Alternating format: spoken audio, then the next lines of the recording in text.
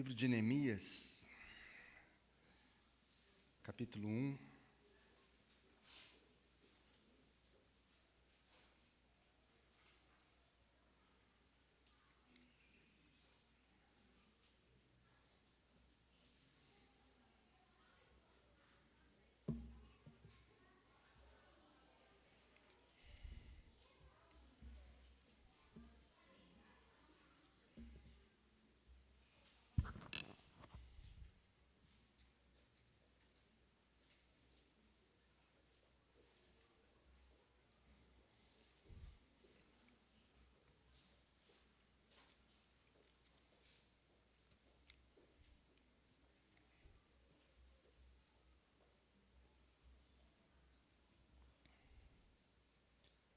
Neemias, capítulo 1, lerei dos versículos de 5 a 11.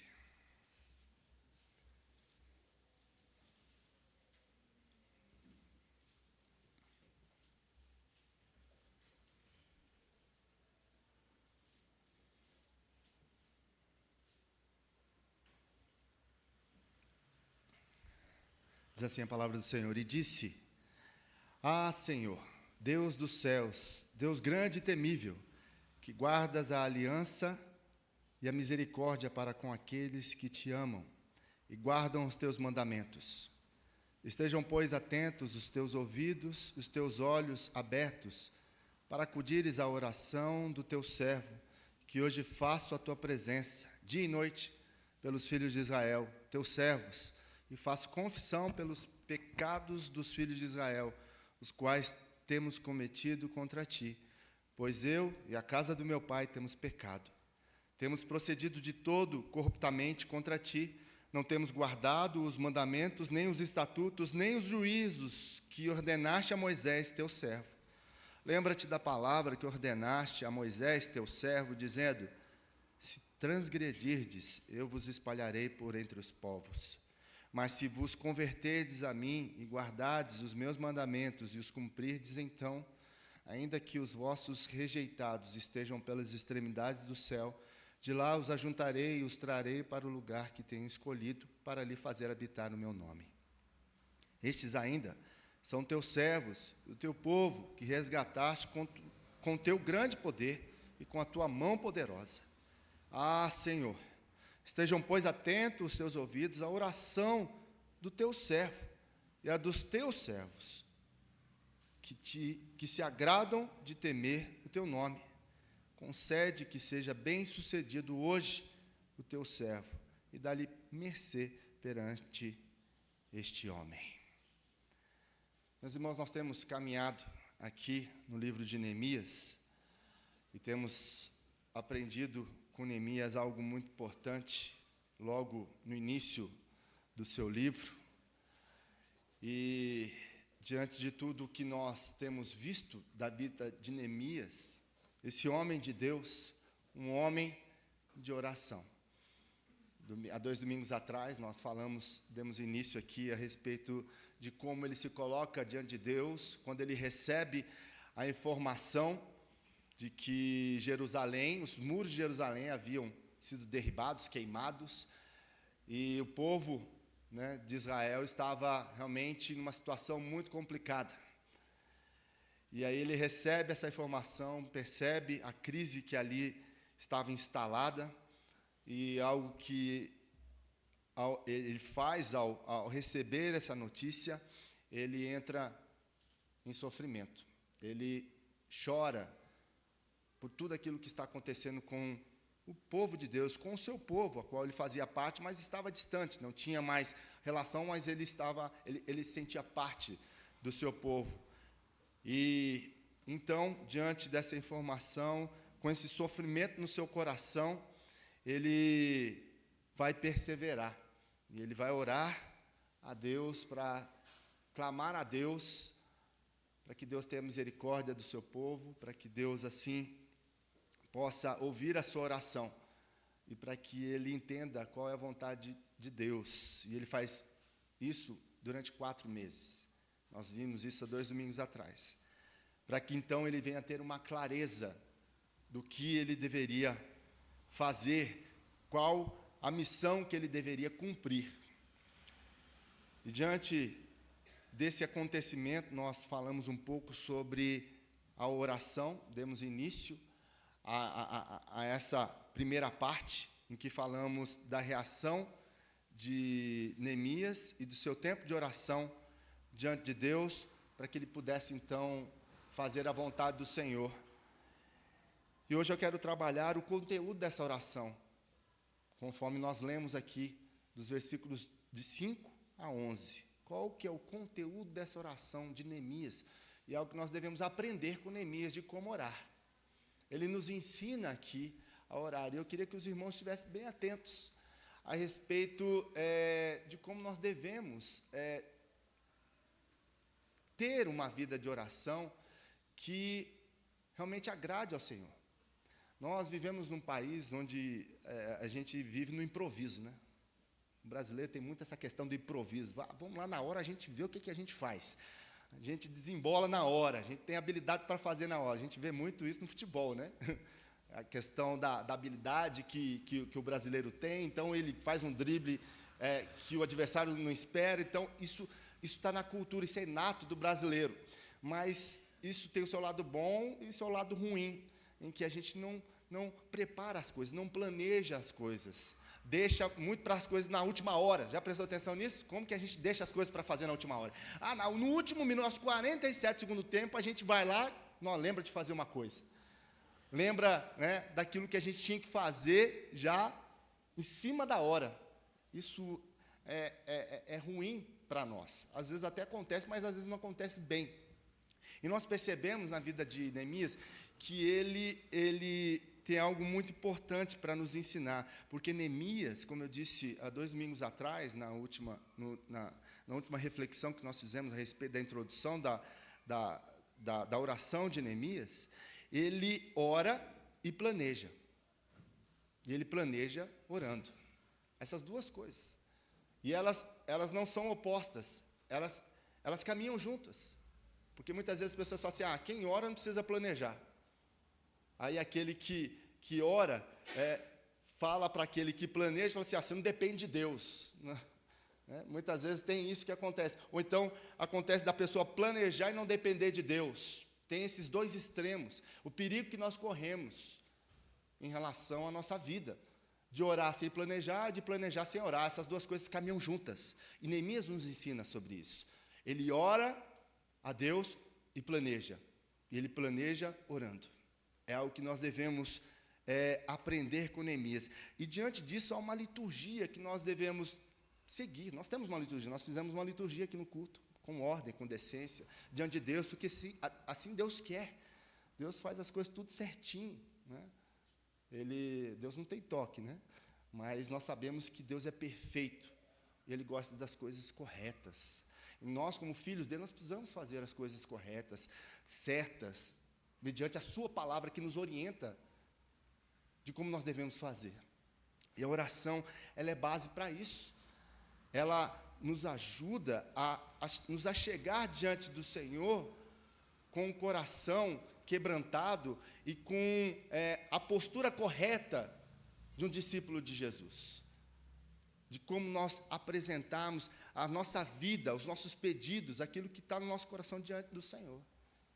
E nós precisamos entender isso e aprender que a oração, ela é importante na nossa vida nesse sentido. E nós falamos muito sobre isso, né, a respeito da oração. Eu quero relembrar com os irmãos a respeito da oração, que uma das causas que a oração faz no nosso coração é que ela dissipa as vozes da nossa ansiedade, do medo. Ela torna clara a voz de Deus para nós, para que nós venhamos ter entendimento daquilo que Deus quer a respeito de nós, a respeito da sua palavra, quando nós lemos. Ler a palavra em oração, viver a vida em oração, em espírito de oração, é estarmos conectados com Deus o tempo todo, orando sem cessar. É isso que Paulo fala à igreja lá em Tessalônica. Orar sem cessar é estarmos conectados com Deus em espírito de oração o tempo todo. E é claro que há momentos em que nós paramos para nos conectarmos de fato, temos aquele momento exclusivo de oração, de meditação na palavra do Senhor. Mas o que nós aprendemos aqui a respeito da oração é que ela quando ela é feita de forma contundente, de forma contínua no nosso coração, na nossa vida, ela vai dissipar de nós a ansiedade, o medo. Ela vai clarear as coisas para a nossa vida, ela vai iluminar as nossas mentes, ao ponto de nós discernirmos entre os rumores da nossa própria alma e a orientação segura que vem de Deus, porque muitas vezes a nossa alma, nosso coração nos engana diante daquilo que nós queremos para a nossa vida, daquilo que nós achamos que é melhor para a nossa vida, para a nossa família, para a igreja, no trabalho.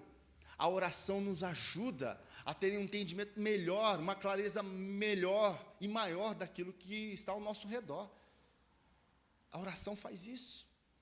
E nós, muitas vezes, tomamos decisões erradas, porque oramos pouco.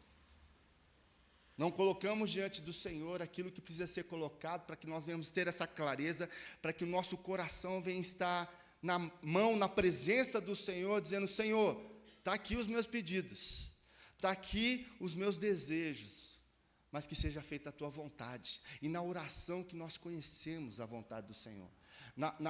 Na oração que aquela água turva, ela vai se tornando transparente aos nossos olhos.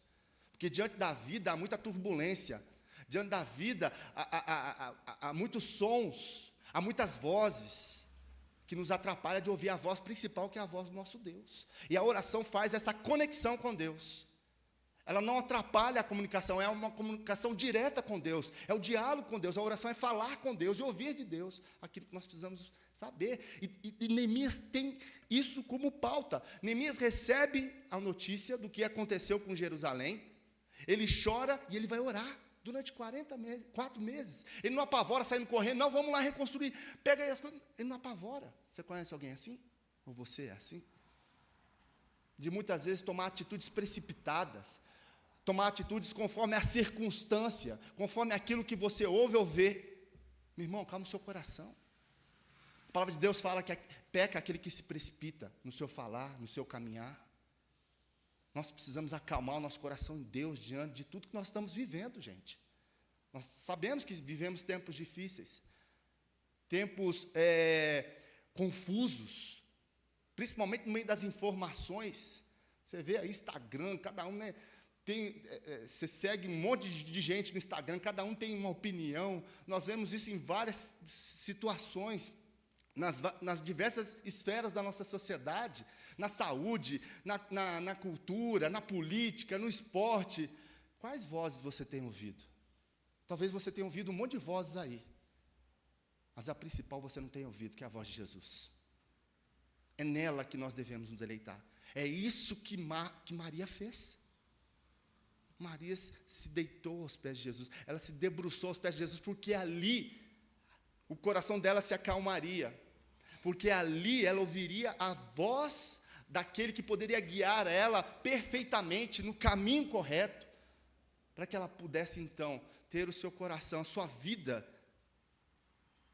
conforme a vontade do Senhor. É isso que nós precisamos entender em relação à oração, é isso que nós precisamos entender em relação àquilo que Neemias traz para nós. Não poucas vezes, enquanto nós usamos a oração na tentativa de mudar a Deus, Ele transforma a nossa perspectiva e redireciona o nosso coração. Porque às vezes a gente chega aflito de andar, eu quero Deus, não está aqui. A gente chega em Deus com aquele balcão de negócio, olha Deus, eu quero o número 2 aí do sanduíche, faz para mim por favor. A gente chega com os pedidos diante de Deus, para que Ele faça segundo a nossa vontade. Nós vivemos assim, nosso coração está treinado desse jeito, nós vivemos imersos numa cultura, numa sociedade que quer o quê? As coisas para si. Nós vivemos numa sociedade, numa cultura totalmente hedonista, egoísta, que só pensa em si, ela faz de tudo para conseguir aquilo que ela quer, para o seu bel prazer, achando que aquilo é melhor. E nós, muitas vezes, cristãos, estamos tomando essa linha. E a oração não permite que isso aconteça, ela barra isso no nosso coração. A nossa direção, a nossa rota é mudada na oração, porque nós estamos ali derramando nosso coração diante do Senhor, dizendo, Senhor, está aqui. E às vezes você chega com todos esses pedidos, aflito diante do Senhor, e você vai orando, e vai passando os minutos, e vai passando aqueles instantes na presença do Senhor, e aí o Espírito Santo vai o quê? Trabalhando no seu coração. Você lembra lá que o Espírito Santo ele intercede por nós com o quê? Com gemidos inexprimíveis. O que acontece? Você consegue, diante de Deus, expressar o seu coração, o Espírito Santo arruma a sua oração. Ele conserta o seu coração. Ele trabalha no seu coração naquele momento, aliviando, desestressando, tirando a ansiedade, o medo. É nesse momento que acalma o nosso coração. Não é isso que Jesus fazia? Jesus o tempo todo se retirava para orar, para buscar o Pai. Ele precisava. Claro que ele precisava, ele tinha contato direto com o Pai. Por isso que ele usa a oração e ensina os seus discípulos o tempo todo a orar. O tempo todo ele se retirava para buscar a direção de Deus, do Pai, para acalmar o seu coração, porque nós temos que lembrar que Jesus também é 100% homem. Ele é 100% Deus e 100% homem, então ele tirava esses momentos para derramar o seu coração na presença do Pai e também ensinar os seus discípulos o que eles deveriam fazer, que a oração é imprescindível na nossa vida. E Neemias sabia disso, por isso que ele chora e já vai para a oração. E nós aprendemos isso com ele. E é algo que nós devemos, então, entender diante de tudo o que nós ouvimos aqui a respeito do que estava acontecendo naquele momento com o povo de Deus. E Neemias foi usado por Deus para que pudesse, então, liderar esse povo em meio a uma reconstrução. E ele sabia que o trabalho ia ser duro, ia ser árduo, que se Deus não fosse à frente, ele não conseguiria. Por isso ele busca a face de Deus. Meu irmão, não sei qual que é o seu problema, qual que é a sua dificuldade, mas eu sei uma coisa, você precisa da direção de Deus, e para ter a direção de Deus, você precisa falar com Ele, você precisa abrir o seu coração diante dEle. E diante disso,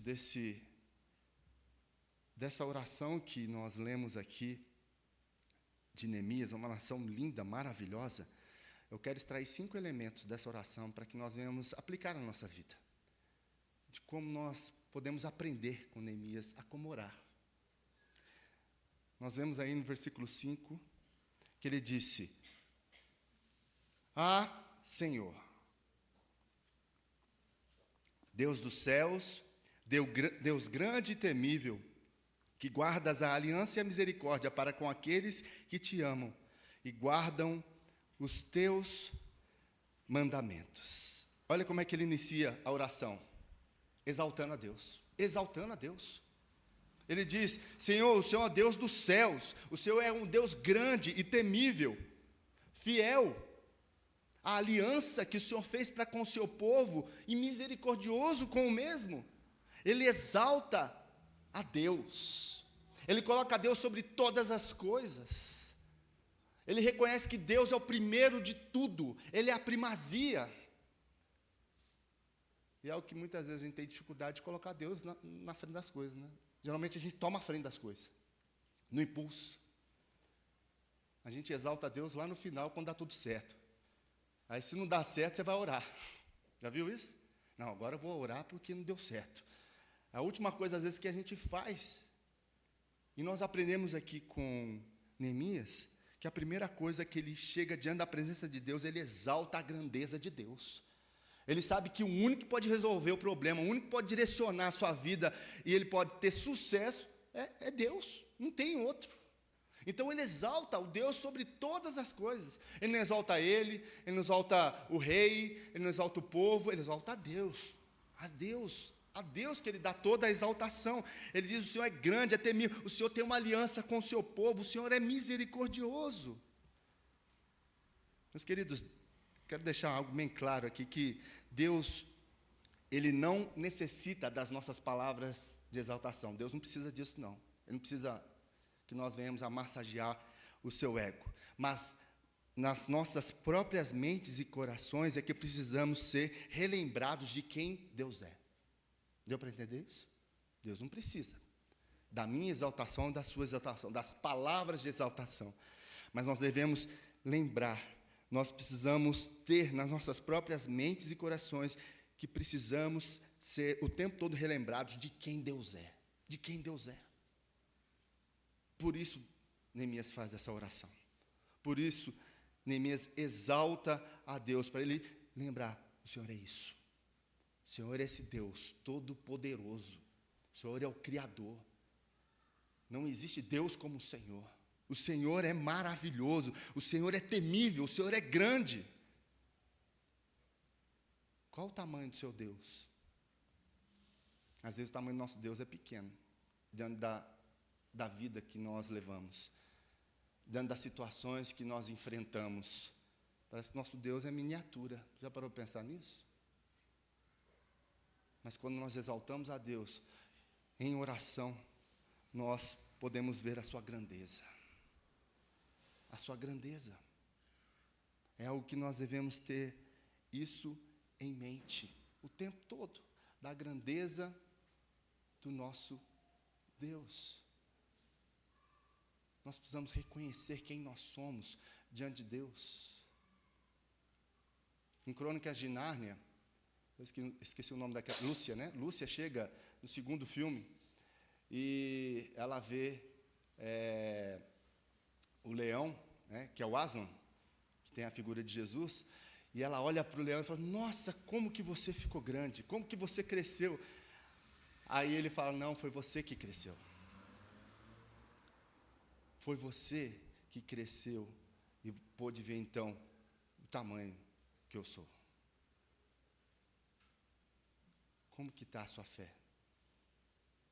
A sua fé vai ser direcionada para o tamanho do Deus que você serve. É isso que nós precisamos entender. E a oração, ela alimenta a nossa fé. Nós vamos entender e compreender quem Deus é. O seu tamanho, a sua grandeza, o seu poder, a sua majestade. Quando nós em oração declaramos quem Deus é, o seu poder e seu caráter, a nossa adversidade parece se encolher diante da realidade de sua grandeza. Você começa a olhar para a realidade e ver o quão Deus grande é. Porque quando você está aflito, você olha só para o problema, você vai ver o problema do tamanho do mundo, do universo. Agora, quando você ora e começa a ver Deus, e começa a clamar, exaltar a Deus, você vai ver o quanto que Deus é diante do seu problema. Nada. Seu problema vai ser isso aqui, ó. Já parou para pensar nisso? Você já orou, já teve essa experiência? Diante de situações, de problemas, você fala: nossa, para naquele momento e vai orar. O seu problema vai se tornar desse tamanho, insignificante, porque você vai ver quem Deus é. Deus vai se apresentar a você. Você vai ver Deus grande, Deus todo-poderoso, diante do seu pequeno problema, por mais grande que seja aos seus olhos. O nosso Deus, diante de um problema que você tem, Ele tem poder para fazer qualquer coisa com ele. Qualquer coisa. Mas primeiro Ele vai fazer no seu coração, para que você entenda qual é a vontade dEle, para que você acalme o seu coração diante dEle e passe por tudo que você tem que passar, segundo a vontade dEle. É isso que nós precisamos aprender. E ele continua a sua oração, na parte A ainda, no versículo 6, dizendo: estejam, pois, atentos os teus ouvidos e os teus olhos abertos, para acudires à oração do teu servo, que hoje faço a tua presença, dia e noite, pelos filhos de Israel, teus servos. Teus servos. E aqui nós vemos então um segundo momento, segundo elemento da oração de Neemias, e que ele vai apresentar agora um clamor. Primeiro elemento é a exaltação. Segundo elemento agora é o clamor. Ele fala: aqueles que têm, que os teus ouvidos estejam atentos, que os teus olhos estejam abertos. Ele vai falar a respeito disso. Ele clama ao Senhor para que os ouvidos, para que os olhos dele estejam abertos diante do Senhor. Ele fala: Senhor, abra os seus olhos para mim, esteja com os seus ouvidos atentos. Esse é o clamor dele, é a angústia dele diante de uma situação difícil. Ele fala: Senhor, abra os seus ouvidos, abra os seus olhos para mim, que eles estejam abertos e atentos para a oração que o teu servo está fazendo diante de ti aqui, de dia e de noite, em favor de quem? Dos teus servos, do povo de Israel. Ele trabalha agora a relação de Deus para com o povo, do povo para com Deus. É essa relação que ele faz nessa oração, do clamor dele. Ele fala assim: olha, aqui está o seu povo, diante do Deus que ama o seu povo, do Deus que está diante do seu povo. Essa é a relação. E ele faz essa relação sabendo que o povo tinha errado para com Deus. Ele faz essa relação sabendo disso. Porque nós vemos, logo depois, ele confessando o pecado do povo diante do Senhor. Então ele exalta, ele clama agora, e aí o que ele faz? Ele confessa. Olha a parte B do versículo 6. E faço confissão pelos pecados dos filhos de Israel, os quais temos cometido contra ti, pois eu e a casa do meu pai temos pecado. Versículo 7, a parte A. Todo ele. Temos procedido de todo corruptamente contra ti, não temos guardado os mandamentos, nem os estatutos, nem os juízos que ordenaste a Moisés, teu servo. Ele clama ao Senhor, ele exalta ao Senhor, ele clama ao Senhor, abre os teus ouvidos, os teus olhos, para nós que somos o seu povo, pois o Senhor que nos escolheu, não foi nós que escolhemos o Senhor, foi o Senhor que nos escolheu. Essa é a relação.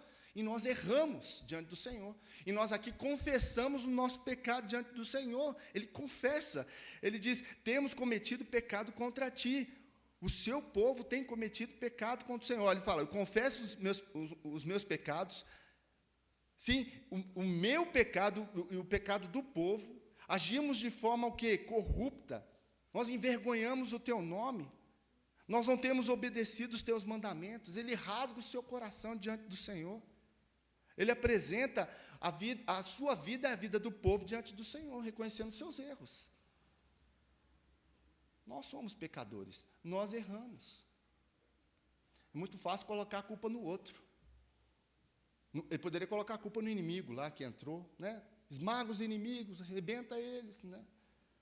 Mas não, ele fala que a situação em que o povo se encontrou foi uma situação em que o próprio povo fez contra Deus e Deus assim os disciplinou. Então ele confessa diante de Deus o pecado dele e do povo, ele se põe junto com o povo.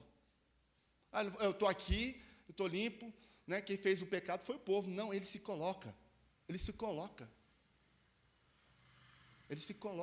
nessa situação. Então ele confessa a Deus o pecado do povo, reconhecendo que o povo errou e que ele errou. Muitas vezes a gente é orgulhoso diante de Deus, diante das pessoas, a gente não reconhece o nosso erro. A gente tem erro, gente. A gente erra com Deus, erra com o próximo, erra com o cônjuge, com o filho, com o pai, erra com amigo de trabalho. Nós erramos, nós pecamos contra Deus e pecamos contra os outros. A questão é que muitas vezes a gente chega no final do dia, não, só as pessoas que erraram contra mim. Não, eu estou certo. A gente tem que tomar muito cuidado com isso, meus irmãos, porque nós somos falhos. Nós devemos ter um coração humilde e reconhecer, Senhor, eu pequei contra o Senhor. Eu pequei. Neemias está fazendo uma oração, e a oração, ela tem um ingrediente importante também. Sabe o que a oração faz? Ela nos humilha. Porque quando você chega na confissão, ela está te humilhando. Porque você vai reconhecer o seu erro diante de Deus. Você não vai de nariz empinado. Quem vai de nariz empinado é religioso, é fariseu, é escriba. A gente que não tem intimidade com Deus. É gente que bate no peito, isso aqui é meu direito, eu sou bom mesmo, e pronto, acabou. Não. Quando a gente vai para a oração com o coração aberto e quebrantado, a gente se humilha diante do Senhor e a gente é humilhado por isso. Você vai ver lá o quanto que você é ruim, o quanto você tem um coração mau, o quanto você é egoísta, o quanto você é orgulhoso. Ora para você ver que é isso que acontece. Aí você confessa. É isso que acontece. Neemias se coloca nessa posição. Neemias, ele coloca o pecado do povo e o seu pecado diante do Senhor, ele confessa, ele diz, nós os israelitas, sim, eu e o meu povo. Ele nem estava tendo contato com o povo dele lá, e ele se coloca na situação, ele não justifica. Eu tenho falado muito sobre isso aqui, né? Quando a gente começa a justificar, a gente não está arrependido, a gente não está quebrantado. Quando a gente começa a justificar erros, mas, eu fiz isso porque, né? A gente começa a justificar. Reconheça. Assuma o erro. Assuma aquilo que você fez diante de Deus, diante do outro. E fala, Senhor, me perdoa. Meu irmão, me perdoa.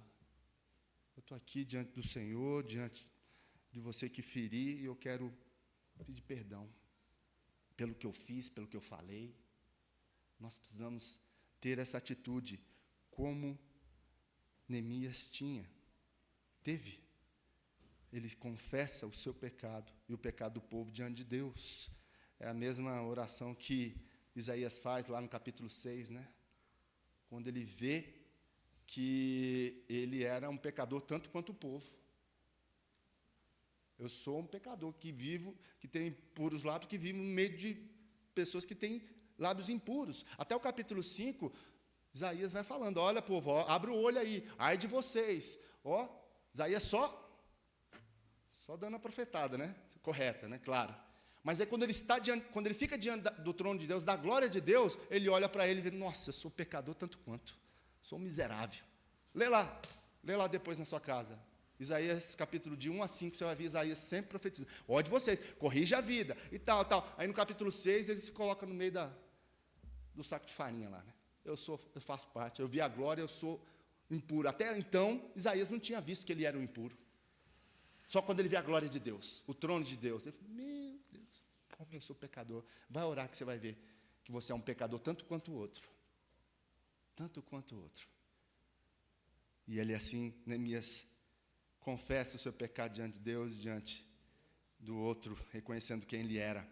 Então nós vemos aí a confissão, vemos a exaltação, vemos o clamor de Neemias, a confissão, e vemos agora no versículo 8 e 9, algo interessante. Acompanhe comigo. Lembra-te da palavra que ordenaste a Moisés, teu servo, dizendo, se transgredirdes, eu vos espalharei por entre os povos. Mas se vos converterdes a mim e guardardes os meus mandamentos, cumprirdes, então, ainda que os vossos rejeitados estejam pelas extremidades do céu, de lá os ajuntarei e os trarei para o lugar que tenho escolhido para ali fazer habitar o meu nome. Tem uma promessa aqui. É uma promessa. Neemias, ele refresca a memória de Deus, da promessa que é feita ao povo que obedece a ele. E ele diz então, no versículo 8, no início, lembra-te. Olha que interessante, né? Lembra-te, Senhor, do que o Senhor fez, do que o Senhor falou ao teu servo Moisés. Se vocês forem fiéis, eu vou espalhar vocês entre as nações. O que aconteceu? Deus espalhou, porque eles foram fiéis. Eles foram fiéis. Deus falou, e eles não cumpriram. E aí houve o quê? A disciplina de Deus. É o que a gente às vezes esquece, muitas vezes, que o sofrimento, às vezes, isso não é sempre, pode ser advindo por desobediência. E Deus disciplina. Então, às vezes, coisas que você está sofrendo e está passando na vida, é por desobediência, é por pecado na vida, e Deus está te corrigindo. E Deus nos corrige, porque Ele nos ama. Hebreus fala isso, que Deus disciplina aqueles que Ele ama. E se você é filho, Deus vai corrigir. Se você não é filho, Deus não vai corrigir, não. A própria vida dá jeito em você. O pecado rebenta contigo. Agora, se você é filho, Deus vai te chamar. Deus vai te falar. Deus vai trazer. Deus vai corrigir. Como ovelha. Como ovelha.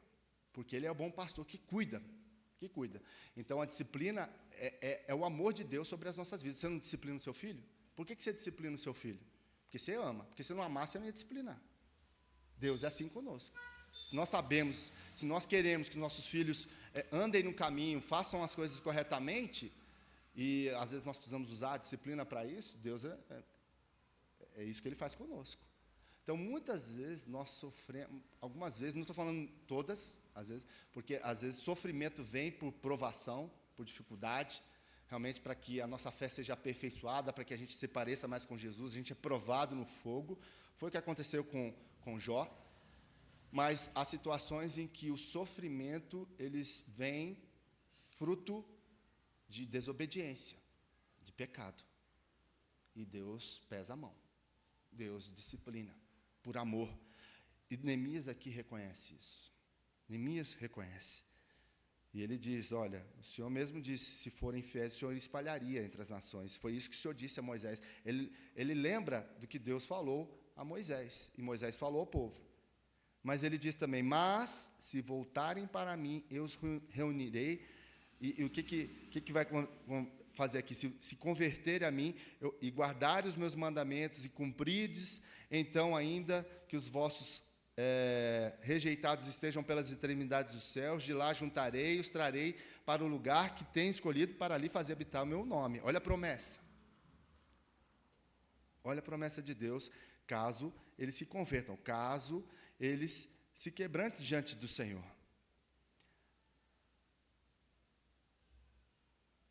E ele então restaura.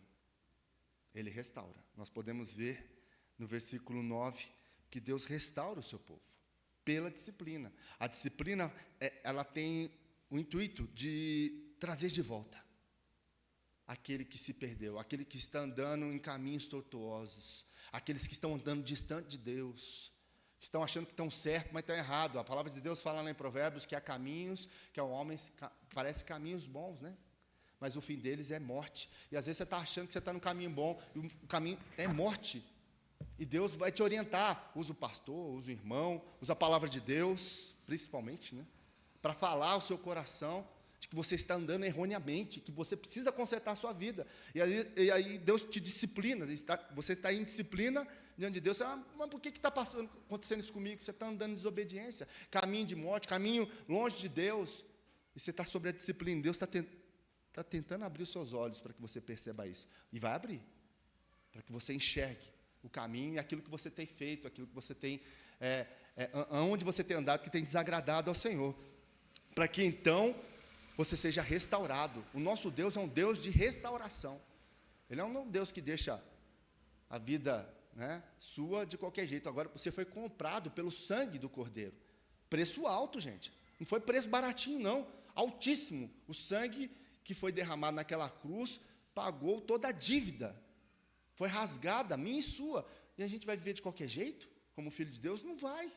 O nosso Pai não vai deixar eu e você viver de qualquer jeito. Não vai. Ele vai te orientar, Ele vai te puxar a orelha, Ele vai trazer. É o tempo todo Deus fazendo isso como Pai. Porque Ele quer a sua restauração, Ele quer a minha restauração. Ele quer que nós venhamos a nos parecer com Cristo. Então, o tempo todo Ele vai trazer. O tempo todo Ele vai estar ali apacentando e cuidando, para que nós não venhamos andar por caminhos errados, para que, então, nós venhamos ser restaurados o tempo todo com Deus. Errou? Errou. Nós vamos errar? Vamos errar.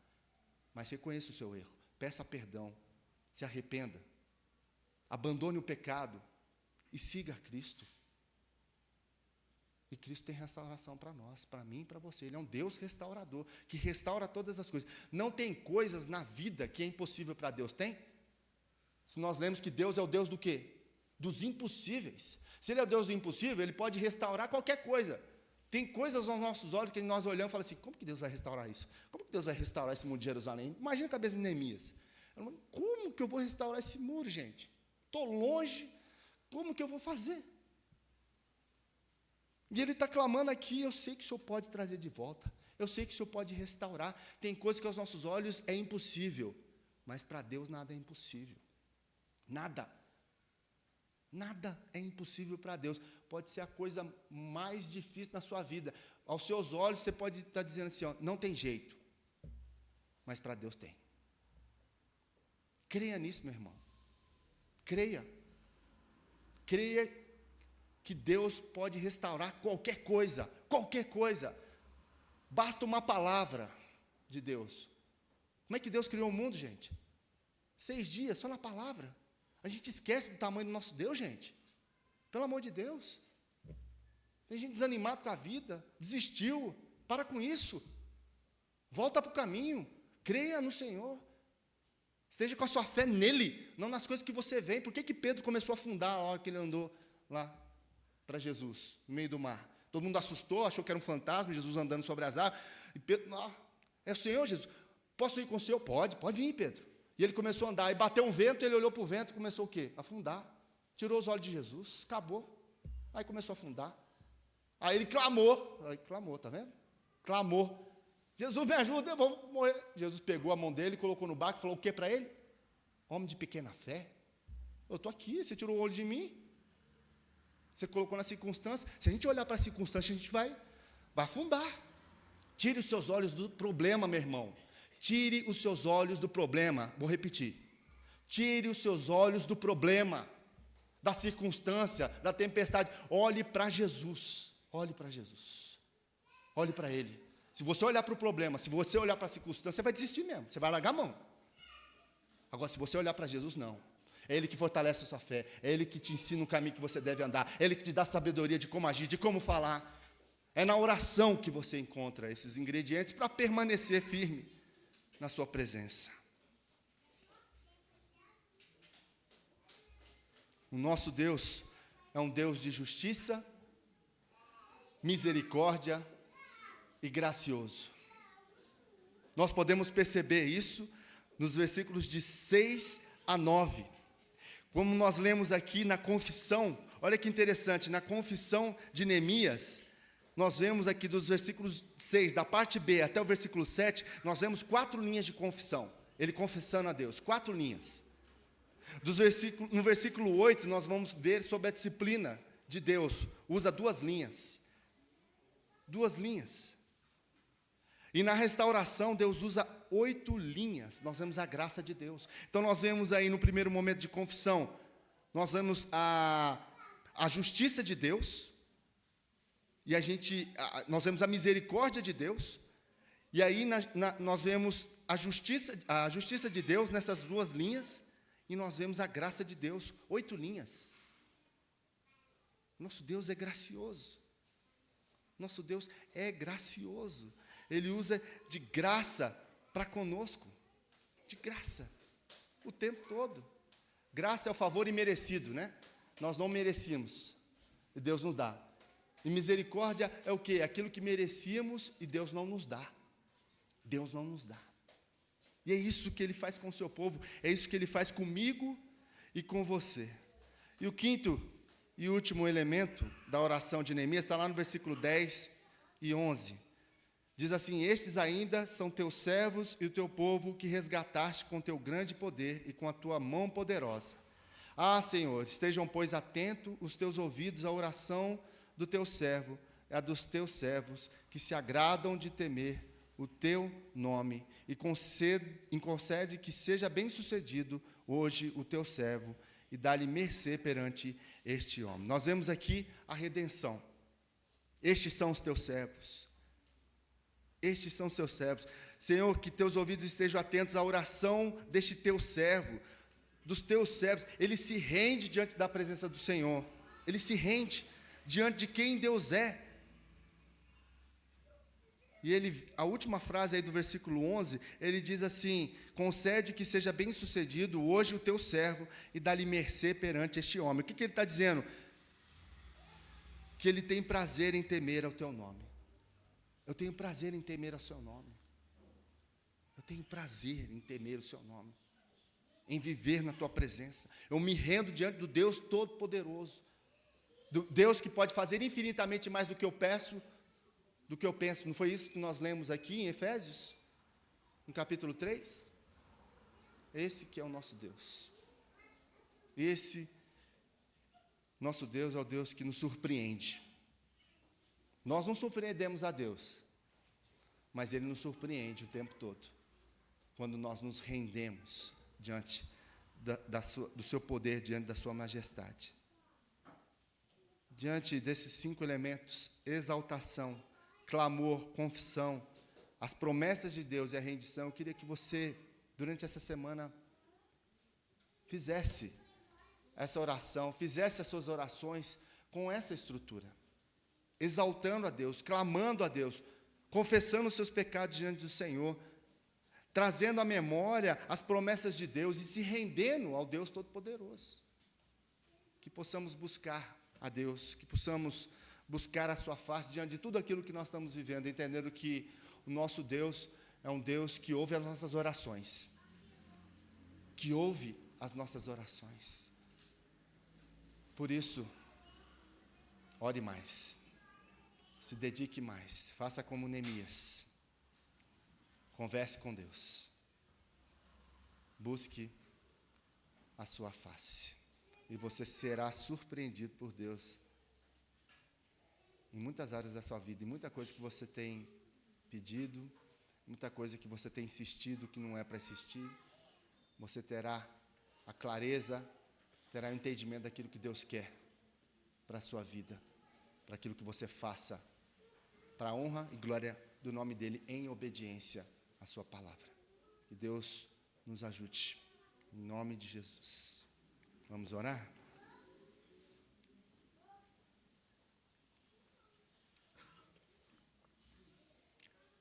Senhor, nós queremos te agradecer pela tua palavra que foi ministrada neste momento. Nós queremos agradecer porque o Senhor é um Deus que fala aos nossos corações através da mesma. Nós te louvamos e te adoramos. Nós apresentamos a nossa vida diante do Senhor e pedimos que o Senhor tenha misericórdia de nós. Nós exaltamos o teu nome. Nós declaramos as tuas maravilhas. Nós clamamos ao Senhor. Pedimos ao Senhor que o Senhor olhe para nós, Senhor, e que diante do teu olhar nós possamos render os nossos corações e reconhecer os nossos pecados diante do Senhor. Reconhecer que somos falhos, limitados, temos errado contra ti. Ajuda-nos a nos ater às tuas promessas, Senhor. Ajuda-nos a nos render diante do Senhor. Pai, orienta-nos, Senhor. Que essa palavra possa permanecer nos nossos corações. E que possamos caminhar segundo a tua palavra, não aquilo que nós vemos. Que nós possamos ser guiados pela fé no Senhor Jesus Cristo. E que possamos nos dedicar mais à oração, buscar mais o Senhor. É o que nós te pedimos, Senhor. Em nome de Jesus, abençoa o teu povo aqui reunido. Uma semana abençoada. Que o Senhor possa nos direcionar. Que o Senhor possa continuar falando aos nossos corações através da tua palavra. Que possamos abrir os nossos corações diante do Senhor. Tendo um espírito de oração, buscando o Senhor todos os dias. A orientação clara do que nós devemos fazer. É o que te pedimos em nome de Jesus. E que a graça do nosso Senhor e Salvador Jesus Cristo, o amor de Deus, o nosso eterno Pai, e as ternas consolações do Espírito Santo de Deus e o seu poder repousem sobre nós, o seu povo aqui reunido, hoje e para todo sempre. Amém.